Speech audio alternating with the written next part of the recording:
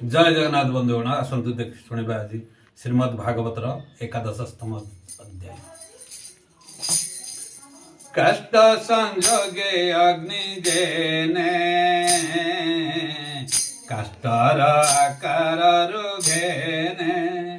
ईश्वर माया रे निर्माण स्थूल सूक्ष्म देह मन जीवर संसारटी सत्य पराहे प्रत्यय होई गुरु वचने यह जाने अवस्तु प्राय सर्वमणि जगत देखी विष्णु माया साक्षी संसार संसाया गुण कर्म जे अहंकार चितरु होई जीव दूर रहिब निज रूप घेनी इंधन बिना जने अग्नि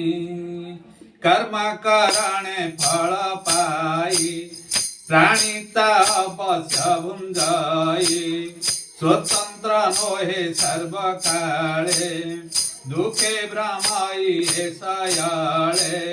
जीवरा देह बाध पास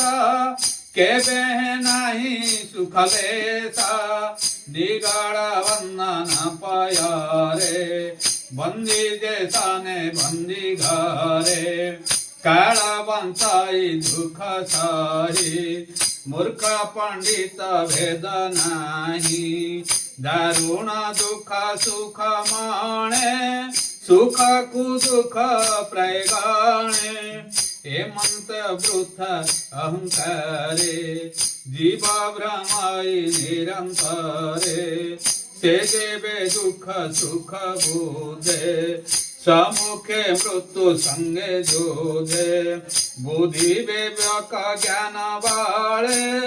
मरण जिनाय की हेळे गोविंद गोविंद गोविंद